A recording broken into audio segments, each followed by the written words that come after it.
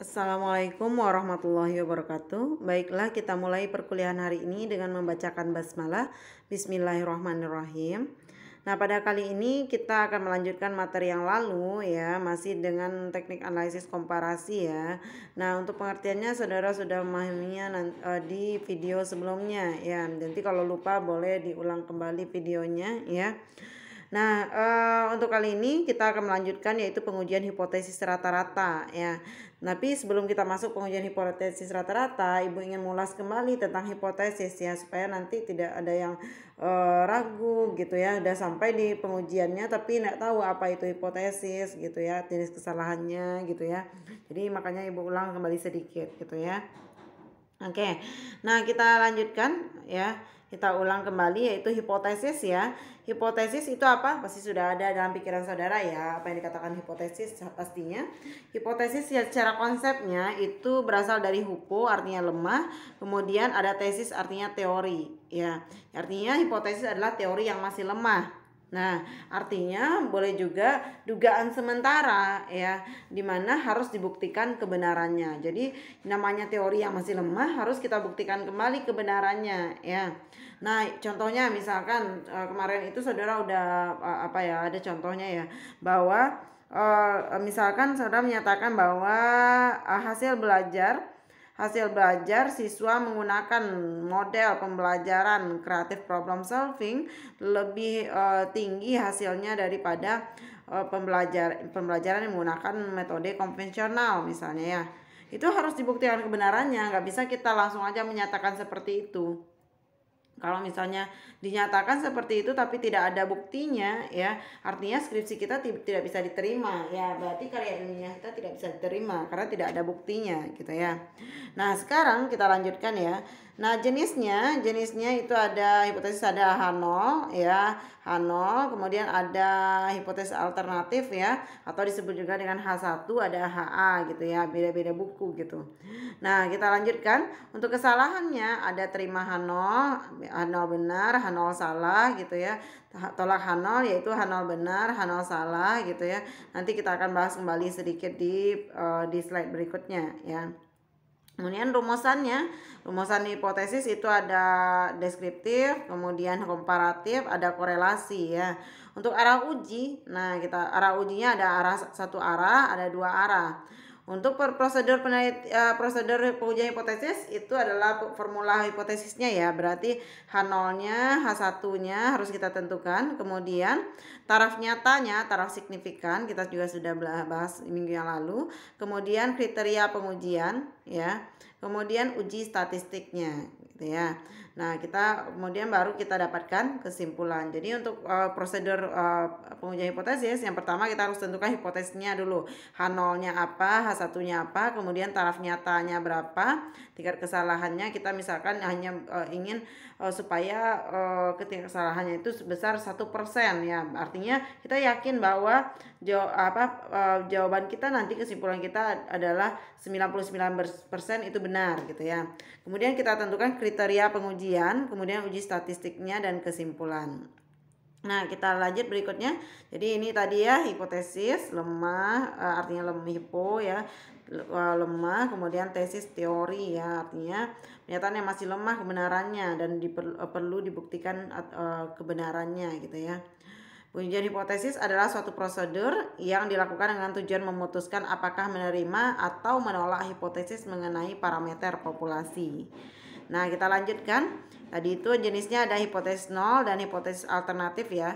Hipotesis nol, hipotesis yang diartikan sebagai tidak adanya perbedaan. Jadi biasanya untuk hipotesis nol ini selalu pakai tanda sama gitu ya. Sedangkan hipotesis alternatif, hipotesis yang diartikan adanya perbedaan antara ukuran populasi dengan ukuran sampelnya.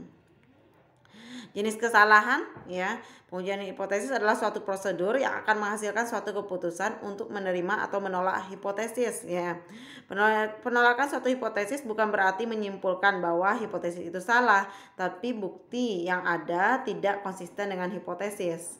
Penerimaan hipotesis sebagai akibat tidak cukupnya bukti untuk menolak dan tidak berimplikasi bahwa hipotesis itu pasti benar. Nah, makanya kemungkinan ada jadi jenis kesalahannya. Ini terjadi hipotesisnya diterima, H0 diterima, kemungkinan benar ya, benar artinya keputusan benar. Dikatakan salah hipotesis H0-nya jika keputusan salah. Itu adalah kekeliruan jenis pertama. Kemudian namanya ya, atau error 1 namanya ya. Nah, kemudian ditolak ya, hipotesis H0 ditolak. Dikatakan benar yaitu keputusan salah. Kemudian kekeliruannya jenis kedua. Kemudian salah itu keputusannya benar, tidak membuat kekeliruan gitu ya. Itu jenis-jenis kesalahannya pada pengujian hipotesis ya. Nah, kita lihat ya berikutnya. Rumusannya ada tadi, rumusannya ada hipotesis deskriptif, komparatif, ada korelasi. Apa bedanya ya? Pada kita sudah membahas juga sebelumnya. Hipotesis deskriptif, hipotesis tentang nilai suatu variabel mandiri, tidak membuat perbandingan atau hubungan. Jadi pada hipotesis deskriptif kita tidak membuat perbandingan gitu ya. Kita hanya menyatakan bahwa misalnya seberapa tinggi produktivitas alat pembuat mie, berapa lama umur teknis alat pembuat mie gitu ya. Rumusan hipotesisnya, produktivitas alat pembuat mie mencapai 8 ton misalnya. Umur teknis alat pembuat mie mencapai 5 tahun gitu ya. Itu kan mandiri ya. Jadi kita menduga bahwa keadaannya seperti ini gitu ya. Dan itu harus kita buktikan. Itu namanya hipotesis deskriptif. Kita tidak ada membandingkan di sini. Hipotesis komparatif yaitu pernyataan yang menunjukkan dugaan nilai dalam satu variabel atau lebih pada sampel yang berbeda ya. Misalnya tadi ya, apakah terdapat perbedaan antara nilai dengan menggunakan model ini atau dengan ini gitu ya. Kemudian apakah ada perbedaan produktivitas antara alat pembuat mie di Palembang dan Jakarta gitu ya. Jadi itu harus kita tentukan di sini gitu ya. Berarti H0-nya berarti tidak sama ya. H0-nya berarti bahwa tidak ada perbedaan. Berarti hipotesis alternatifnya berarti terdapat perbedaan gitu ya. Berarti itu kita gunakan tidak sama. Kemudian apakah ada perbedaan efektivitas antara alat pembuat mie di Palembang dan Jakarta gitu ya. Berarti itu juga sama ya, H0-nya terdapat tidak ada perbedaan. Berarti hipotesis alternatifnya itu terdapat perbedaan. Itu artinya hipotesis komparatif, membandingkan dua hal gitu ya. Nah, kita lanjutkan selanjutnya hipotesis korelasi. Nah, seperti yang kita udah membahas sebelumnya, korelasi artinya hubungan ya. Jadi pernyataan yang menunjukkan dugaan tentang hubungan antara dua variabel. Nah, misalnya contohnya apakah ada hubungan antara besarnya pendapatan dengan pengeluaran? Misalnya apakah ada hubungan antara tingkat ekonomi siswa dengan hasil belajarnya gitu ya. Nah, itu kita gunakannya yaitu menggunakan korelasi di sini. Berarti untuk H0-nya berarti theta sama dengan 0, kemudian hipotesis alternatifnya theta tidak sama dengan 0 di sini. Karena kita menggunakan hubungan di sini, bukan membandingkan. Nah, untuk arah uji itu ada uji satu arah ya untuk H0. Jika theta 1 sama dengan theta 0 atau mu 1 sama dengan mu 0, artinya itu untuk hipotesis alternatifnya ada dua hal. Itu kemungkinan lebih atau kurang ya. Nah, untuk lebih atau kurang itu dinamakan uji satu arah. Berarti kemungkinan dia lebih saja ya atau kurang saja. Untuk uji arah kiri ya, jika arah kiri hipotesis nolnya yaitu theta 1 lebih atau sama dari theta 0, kemudian hipotesis alternatifnya theta 1 kurang dari theta 0 ya. Nah, di sini keadaannya ya. Keadaannya bahwa di sini keadaannya daerah penolakan H0-nya. Nah, ini dia daerah penolakan H0-nya jika dia arah kiri gitu ya. Kemudian arah kanan ini dia yang sebelah sini gitu ya. Nah, kita lanjutkan ya. Untuk untuk arah kanan ya, theta 1 kurang sama 0 berarti theta 1 lebih dari theta 0. Jadi kata-kata lebih di sini menyatakan dia arah kanan gitu ya. Kemudian arah kirinya di hipotesis alternatifnya theta 1 kurang dari theta 0 gitu ya. Menentukan nilai kita harus pertama kita menentukan nilai alfa atau alfa per 2-nya tingkat signifikannya, kemudian menentukan nilai F, T atau Z tabel nanti menggunakan itu kita dapatkan nilai-nilai ini nanti daerah penolakan H0-nya, daerah penerimaan H0-nya. Nah, itu kita akan bahas nanti ya. Jadi kita harus paham dulu bahwa arah uji itu ada arah uji satu arah namanya, berarti arah kiri artinya hipotesis alternatifnya kurang dari 0, kurang ya tandanya. Kemudian kalau misalnya uji arah kanan artinya untuk hipotesis alternatifnya lebih, kata-katanya lebih gitu ya. Nah, kita lanjutkan. Berdasarkan informasi yang dikemukakan pada sebuah media massa bahwa harga beras jenis A di suatu wilayah adalah 3.000. Nah, pengujian dua pihak artinya kita menggunakan di sini kan tidak ada kata-kata lebih atau sama, kan tidak ada ya. Kita mau menyatakan bahwa di sini bahwa kita mau menguji apakah benar bahwa harga beras itu di wilayah itu 3.000 gitu ya. Nah, berarti hipotesis nolnya mu sama dengan 3.000, berarti hipotesis alternatifnya yaitu mu tidak sama dengan 3.000. Nah, di sini berdasarkan informasi bahwa harga beras jenis A di suatu wilayah tidak kurang. Berarti hipotesis alternatif kita itu adalah kurang nanti. Jadi kata-kata tidak kurang ini berarti jadinya nanti hipotesis alternatifnya mu kurang dari 3.000. Nah, kemudian kalau misalkan kalau tidak kurang artinya dia pasti lebih sebenarnya ya. Jadi kita harus melihat nanti hasilnya itu apakah hipotesisnya itu H0-nya diterima atau ditolak gitu ya. Jadi kita di sini tidak kurang. Artinya kalau tidak kurang ya. Kalau tidak kurang dari 3.000, artinya pasti dia kemungkinan sama dengan 3.000 atau lebih dari 3.000 gitu ya. Kalau tidak kurang dari 3.000 nggak mungkin dia 2.500. Berarti tidak kurang dari 3.000, mungkin aja 3.000 atau 3.500 atau 4.000. Berarti H0 kita mu lebih atau sama dari 3.000. Berarti hipotesis alternatif kita itu harus bertolak belakang. Berarti mu kurang dari 3.000. Kemudian berdasarkan informasi bahwa harga beras jenis A di satu wilayah tidak lebih dari 3.000. Artinya tidak lebih dari 3.000, ya. Berarti di sini kemungkinan dia 3.000 paling tinggi, kemudian 2.500, 2.000. Berarti H0 kita yaitu mu kurang sama dari 3.000. Hipotesis alternatif kita mu lebih dari 3.000. Jadi kita harus memperhatikan kalimatnya ya, bahwa kata-katanya misalnya tidak lebih berarti kurang sama. Kalau tidak kurang berarti lebih atau sama. Kalau lebih kita lihat untuk menyatakannya pihak kiri apa pihak kanan ya, kita lihat hipotesis alternatifnya kurang berarti pihak kiri gitu ya. Hipotesis alternatifnya mu lebih katanya di sini berarti itu adalah uji pihak kanan gitu ya. Kita lanjut. Ciri-ciri hipotesis yang baik, hipotesis harus menyatakan hubungan, kemudian hipotesis harus sesuai dengan fakta, hipotesis harus sesuai dengan ilmu, hipotesis harus dapat diuji, hipotesis harus sederhana, hipotesis harus dapat menerangkan fakta gitu ya. Jadi tidak boleh lewat dari ini gitu ya. Nah, kita lanjut berikutnya. Jenis pengujian hipotesis yaitu ada berdasarkan jenis parameternya, hipotesis rata-rata, proporsi, dan varian. Berdasarkan jumlah sampelnya ada lebih dari 30 atau kurang sama dari 30. Nah, kita lihat ya. Berdasarkan jenis distribusinya ada distribusi Z, distribusi T, distribusi C kuadrat, kemudian distribusi F ya. Berdasarkan arah atau bentuk formulasi hipotesis ya. Nah, pengujian hipotesis dua pihak ya, two-tailed test, kemudian pihak kiri atau sisi kiri, kemudian pihak kanan atau sisi kanan. Kita sudah bahas tadi yaitu berdasarkan arah tadi ya.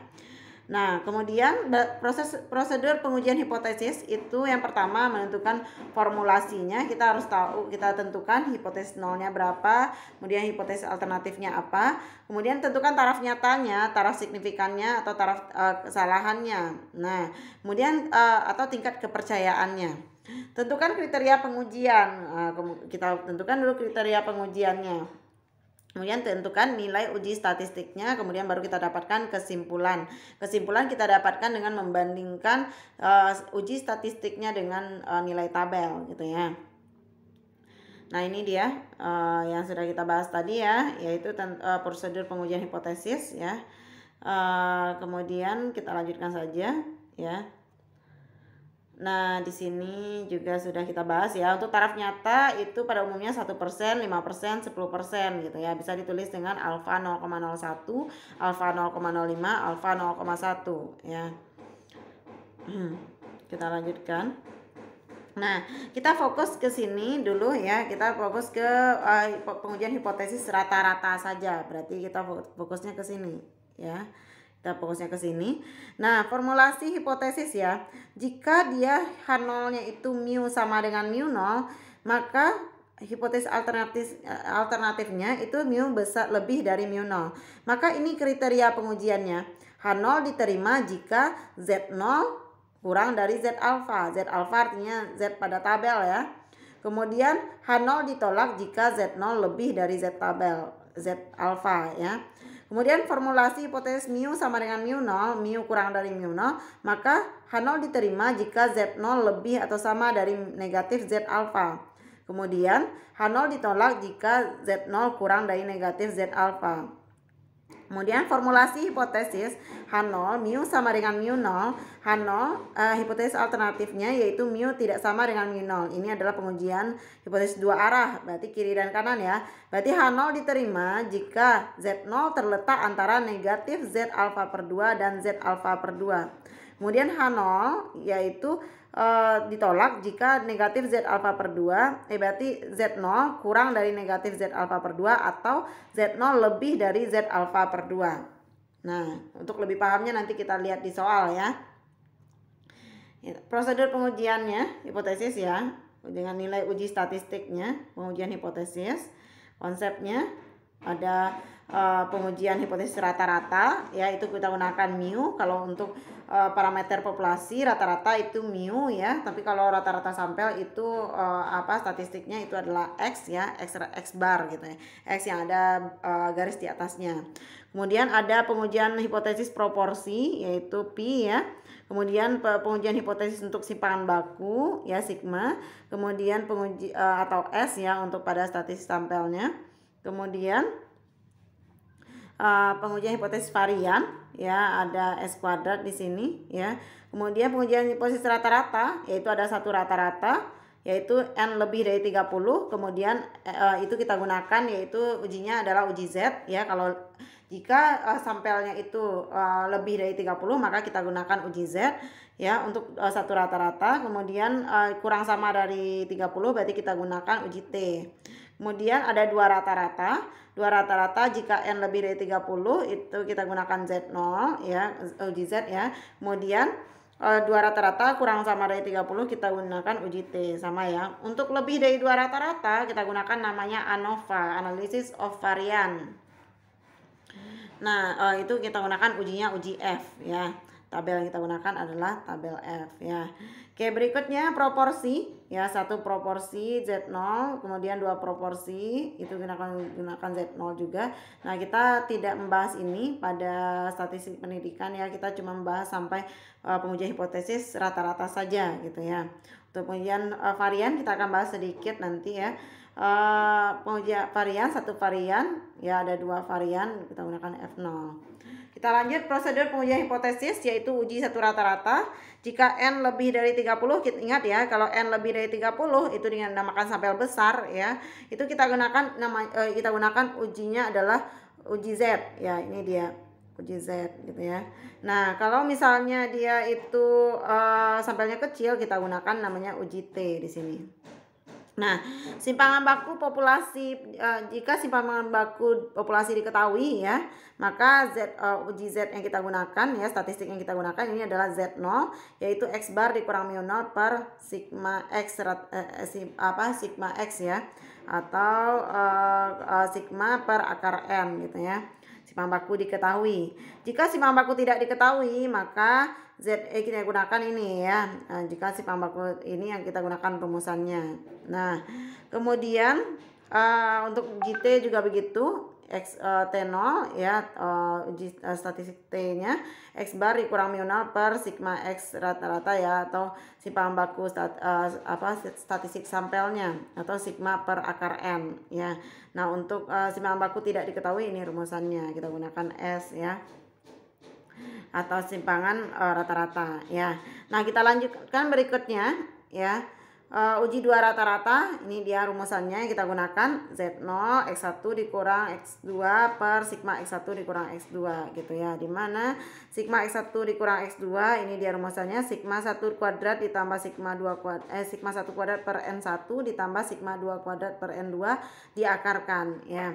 Ini jika simpangan baku diketahui, jika tidak berarti ini rumusan yang kita gunakan. Itu untuk dua rata-rata. Untuk sampel kecilnya tidak ada ya untuk beda dua rata-rata, karena untuk beda dua rata-rata ini biasanya sampelnya sampel besar ya. Nah, kita lanjutkan berikutnya.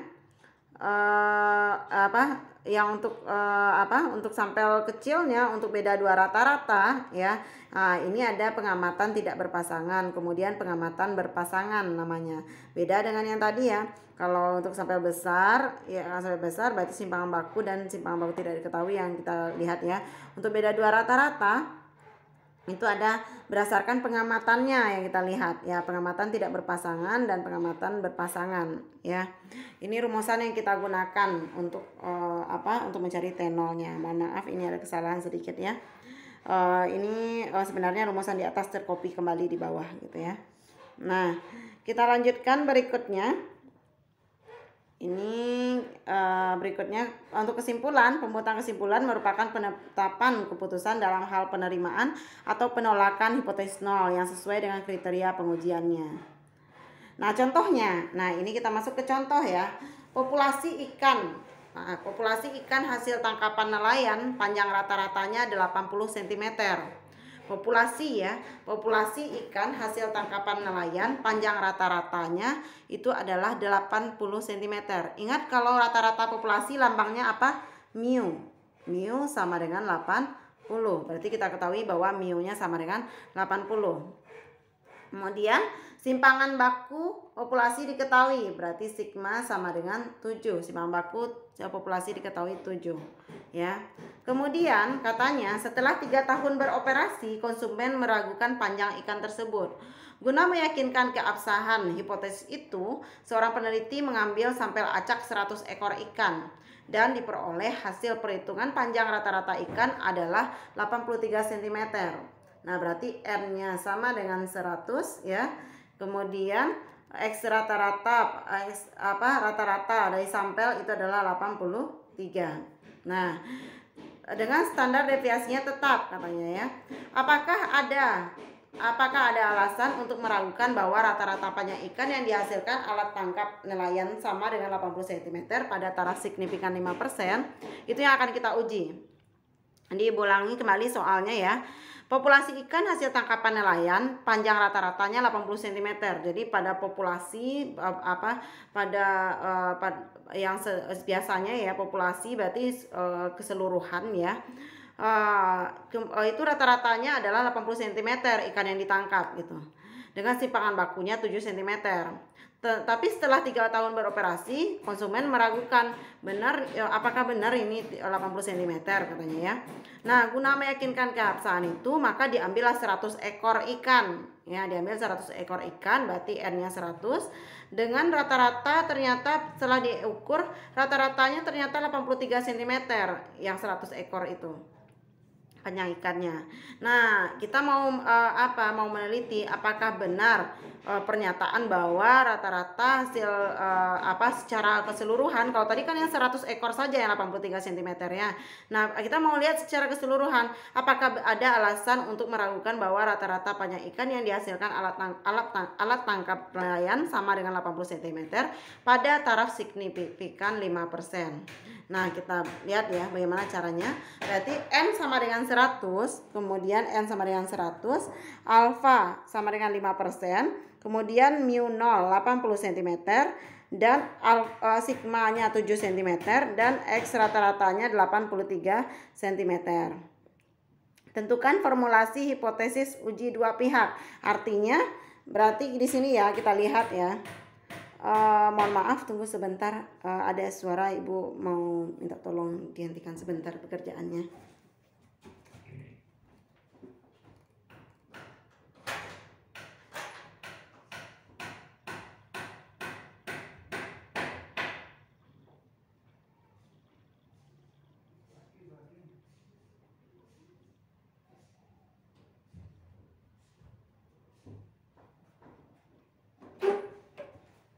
kita lanjutkan ya. Nah, kita lanjutkan di sini ya. Bahwa R-nya 100 tadi ya, alfa sama dengan 5%, kemudian mu 0 sama dengan 80 cm, alfa sama dengan 7 cm, dan X rata-rata pada sampai 83 cm. Nah, di sini kita tadi kan akan menguji ya, apakah benar bahwa rata-ratanya itu benar 80 cm gitu ya. Berarti H0 kita mu 0 sama dengan 80. Berarti hipotesis alternatifnya yaitu penolakan H0-nya yaitu mu tidak sama dengan 80. Nah, taraf nyatanya sudah diketahui tadi bahwa yaitu alfanya 5%. Nah, bagaimana kita melihat Z alfanya ya? Ingat ya kembali ya, Ibu ingatkan kembali bahwa ini dia. Ini di mana tadi itu ya? Ini dia. Ini dia ya. Nah, ini dia. Kalau kita gunakan tidak sama ini dia ya. Ini dia, perhatikan. Nah, untuk tidak sama berarti mu sama dengan mu 0 ya, mu tidak sama dengan mu 0 artinya uji dua pihak ya. Berarti kita butuhnya di sini Z alfa per 2 ya, Z alfa per 2. Alfa kita tadi berapa? Yaitu 5%. Berarti 0,5 ya. 0,5 berarti 5%. Nah, di sini berarti H0 diterima jika Z0 terletak antara negatif Z alfa per 2 dan Z alfa per 2. Berarti Z0 lebih atau sama dari negatif Z alfa per 2, Z0 kurang sama dari Z alfa per 2. Itulah H0 diterima. Berarti ketika dia Z0 kurang dari negatif Z alfa per 2, berarti H0 ditolak. Kemudian Z0 lebih dari Z alfa per 2, itu H0 ditolak ya. Nah, itu dia. Kita lanjutkan. Jadi ini dia ya, kita butuhnya Z alfa per 2 di sini. Nah, kita lanjutkan. Tadi di mana ya? Nah, di sini ya. Oke, kita lanjutkan lagi ya. Tentukan formulasi hipotesis uji dua pihak sudah tadi, taraf nyatanya 5%, berarti kita butuh Z alfa per 2. Nah, boleh kita gunakan di sini tabelnya, yaitu kita gunakan tabel T ya. Tabel Z ya. Nah, bagaimana kita menentukan tabel Z-nya? Kita lihat di sini. Z alfa per 2 berarti 5% bagi 2 0,025. Berarti luas daerahnya 0,025. Kita lihat luasnya 0,25. Di sini 0,025. Di mana dia? 0,025. Kalau di sini 0,25. Coba perhatikan yang daerah sekitaran sini ya. Ini dia.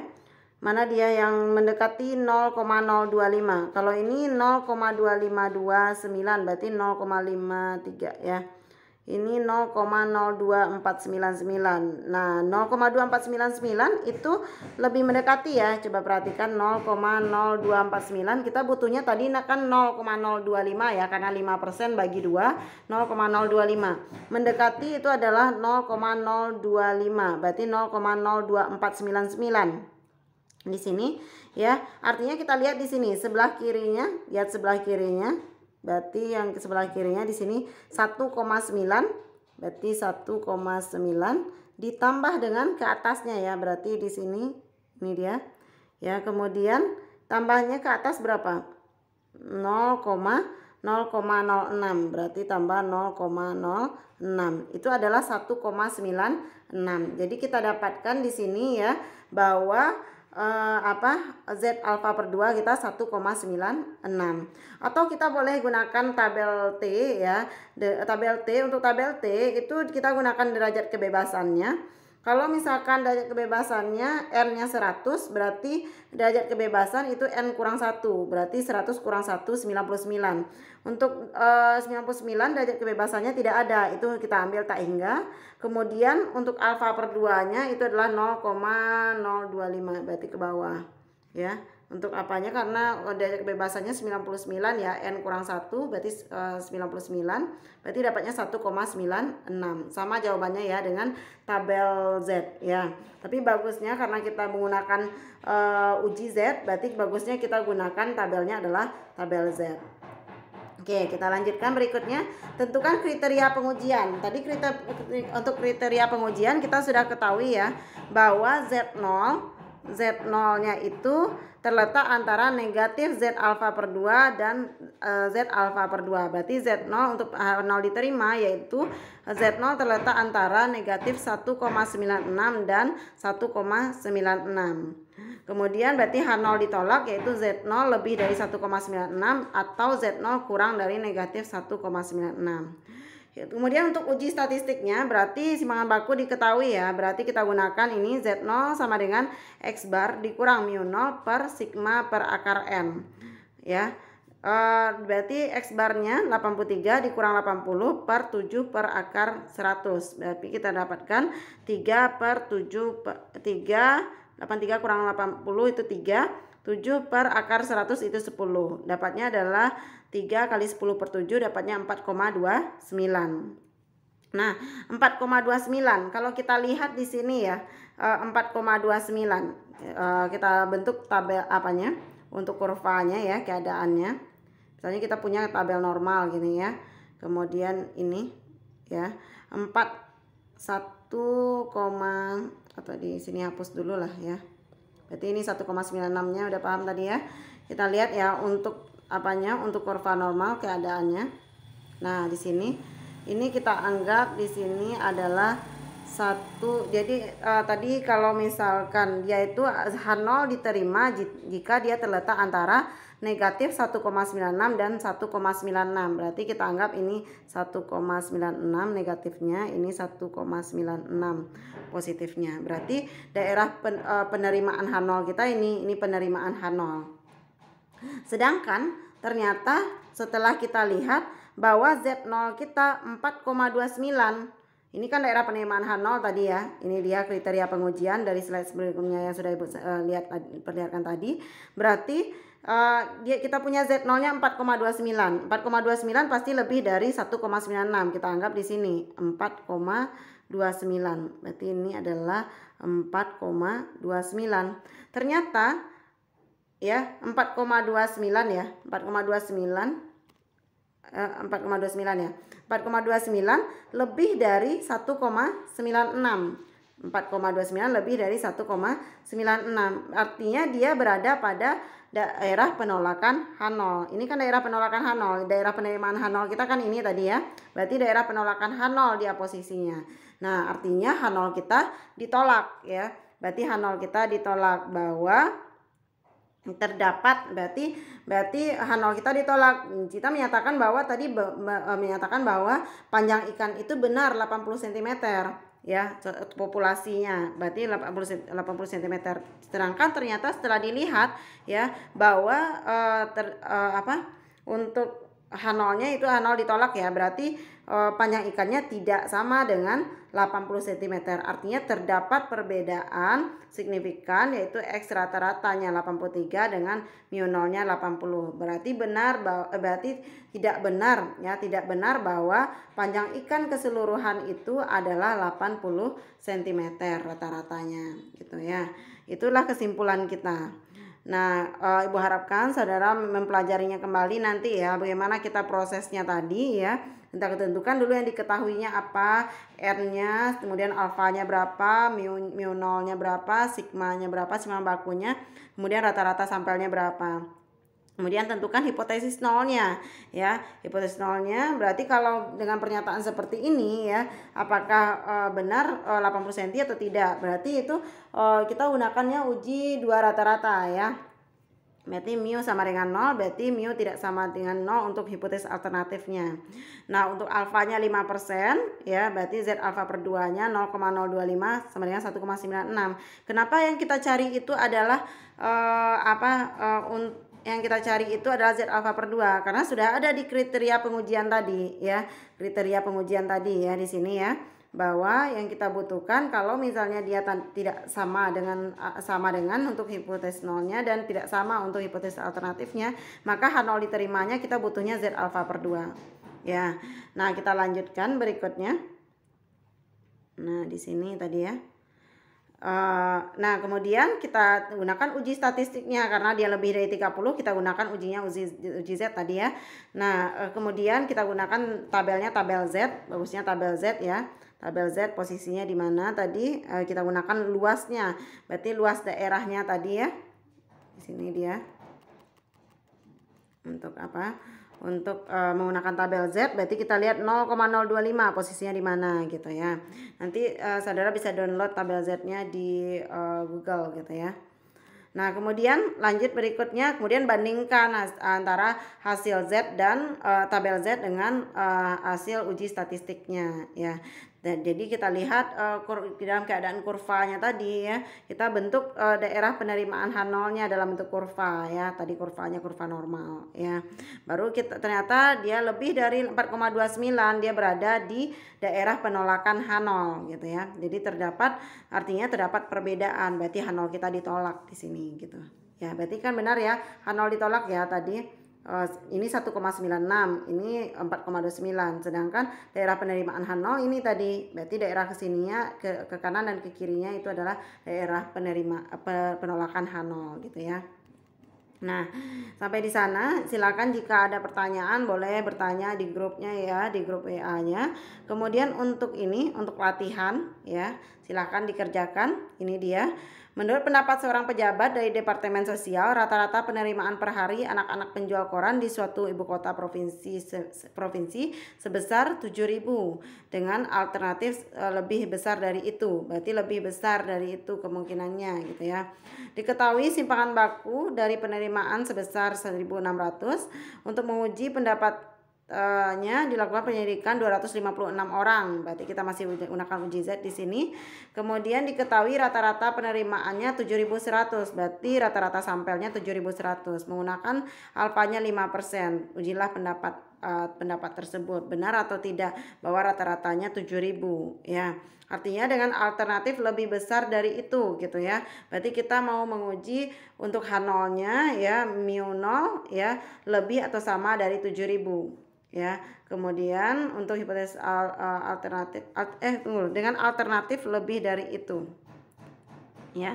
Mohon maaf ini ya, dengan alternatif lebih besar dari itu ya. Berarti hipotesis alternatifnya lebih besar ya. Hipotesis alternatif yang di sini lebih besar. Berarti untuk hipotesis H0-nya yaitu kurang sama ya. Di sini nyatakan bahwa alternatifnya ya lebih besar dari itu gitu ya. Nanti alternatifnya sudah sampaikan di sini bahwa dia lebih besar dari 7.000 gitu ya. Berarti untuk hipotesis H0-nya kurang sama dari 7.000. Nah, kemudian ini juga silakan saudara kerjakan nanti ya. Nanti kita bahas, jika tidak paham boleh ditanya di dalam grup. Oke. Assalamualaikum warahmatullahi wabarakatuh.